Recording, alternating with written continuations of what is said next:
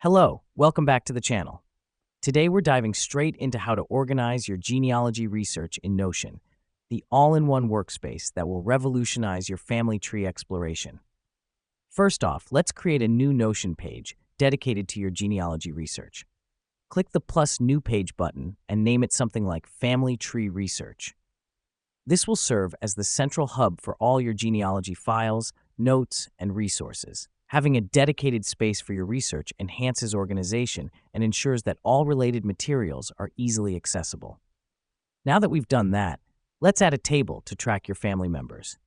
Click the plus Add a Block button, choose Table, and start filling it in with your family members' names, birth dates, and any other pertinent information. Tables in Notion are powerful because they allow you to see all your data at a glance, and they can be customized to suit your specific needs. Next up, we're going to create a template for individual family member profiles. Click on one of the names in your table, then click New Template. Here, you can add text, images, and files relevant to that person. This step is important because it allows you to delve deeper into each person's life and keep all their information in one place. Now, let's link your family member profiles back to the main table.